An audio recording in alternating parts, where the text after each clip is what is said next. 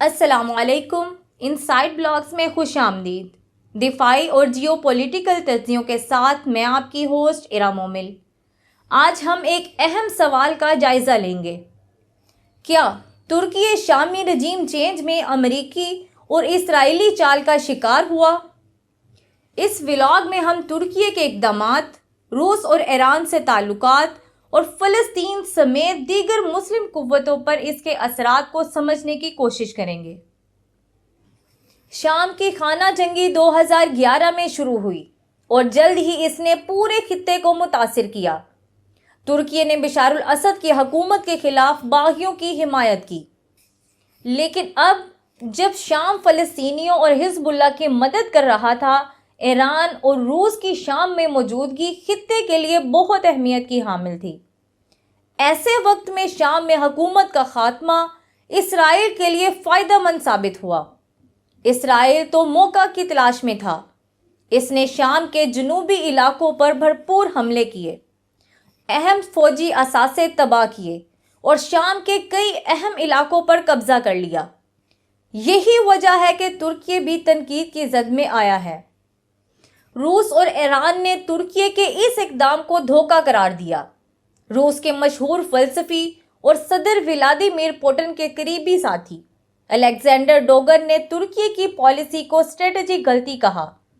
ڈوگن کا کہنا ہے، ہم نے ترکی کی مدد کی، حتیٰ کہ 2016 کی ناکام فوجی بغاوت کے دوران اردوغان کا ساتھ دیا، لیکن شام کے معاملے میں ترکی نے روس اور ایران کو مایوس کیا۔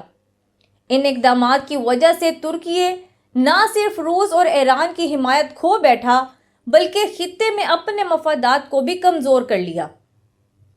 شامی رجیم چینج اور ترکی کے اقدامات نے نہ صرف خطے کی سیاست بلکہ فلسطینی کاز کو بھی نقصان پہنچایا۔ اسرائیل نے اس صورتحال کا بھرپور فائدہ اٹھایا اور نہ صرف شام بلکہ فلسطین میں اپنی پوزیشن کو مضبوط کیا۔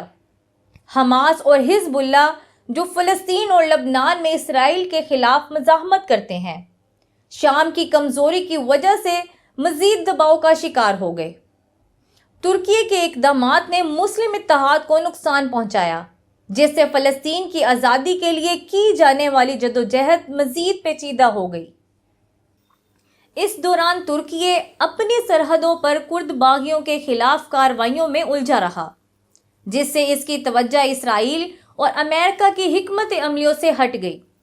کرد مسئلے پر ترکی کی مصروفیات نے خطے میں طاقت کے توازن کو مزید خراب کیا۔ امریکہ اور اسرائیل نے اس خلا کا فائدہ اٹھا کر شام اور فلسطین میں اپنی پوزیشن مستحکم کر لی۔ شام کی خانہ جنگی میں ترکی کی حکمت عملی اور اس کے نتائج مستقبل میں اس کی خارجہ پالیسی پر گہرے اثرات مرتب کر سکتے ہیں۔ روس اور ایران جیسے اہم اتحادیوں کے ساتھ تعلقات میں کشیدگی نے خطے میں ترکی کی سفارتی حیثیت کو کمزور کیا ہے۔ اگر ترکی اپنی پالیسیوں میں توازن پیدا نہ کر سکا تو اسے مزید سفارتی تنہائی کا سامنا کرنا پڑ سکتا ہے۔ اس کے علاوہ اسرائیل اور امریکہ کی چالاکیوں سے سبق نہ لینے کی صورت میں ترکی خطے میں اپنے قومی مفادات کا تحفظ کرنے میں ناکام ہو سکتا ہے۔ فلسطین، شام اور کرد مسئلے پر ترکی کی موجودہ پوزیشن نے مسلم دنیا میں اس کے کردار پر سوالیہ نشان لگا دیا ہے۔ ترکی پر اب بھاری ذمہ داری عائد ہوتی ہے کہ وہ اسرائیلی جارحیت کا مقابلہ کرے۔ اسے گریٹر اسرائیل کو روکنے کے لیے فرنٹ فٹ پر آ کر لڑنا پڑے گا۔ طیب اردوان صاحب یہ مت بھولیں کہ سفارتی طور پر تنہا ترکی مغرب کا اگلا ہدف بن سکتا ہے۔ ایسی صورتحال میں مسلم بلاک خاص طور پر ایران اور روس کے ساتھ شراکت داری ترکی کے لیے لائف لائن ہے۔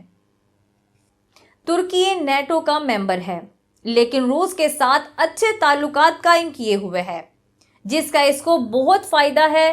اس کے علاوہ مسلم ورلڈ بھی ترکی کو عزت کی نگاہ سے دیکھتی ہے۔ ماضی قریب میں ایران کے ساتھ بھی تعلقات میں بہتری آئی ہے۔ روس اور ایران کے ساتھ شراکت داری ترکی کے اسٹریٹجک فوائد کے لیے ایک قیمتی اثاثہ ہے جو مغرب کو پسند نہیں۔ ترکی کردوں کی مخالفت کی وجہ سے پریشان ہے، جس کو امریکہ آج بھی سپورٹ کرتا ہے۔ اس کے علاوہ قبرص کے معاملہ میں بھی مغرب ترکی کے مخالف بلاک کا حمایتی ہے۔ مغرب سے تو یہ توقع کی جا سکتی ہے کہ وہ ترکی کو تنہا کرنا چاہیں گے، لیکن ترکی کا فیصلہ حیران کن ہے۔ صرف کرد تنظیموں کو نیوٹرل کرنے کی خاطر اتنی بڑی قیمت سمجھ سے بالاتر ہے۔ ناظرین، شام کی خانہ جنگی اور ترکی کی حکمت عملی نے خطے کی سیاست پر گہرے اثرات ڈالے ہیں۔ آپ کا کیا خیال ہے؟ کیا ترکی نے واقعی غلطی کی یا یہ سب اس کے قومی مفادات کے تحت تھا؟ اپنی رائے کا اظہار کمنٹس کے ذریعے کریں۔ امید ہے آپ کو یہ ولاگ پسند آیا ہوگا۔ ایسے معلوماتی ولاگز کے لیے ہمارے چینل کو لائک اور سبسکرائب کریں۔ شکریہ۔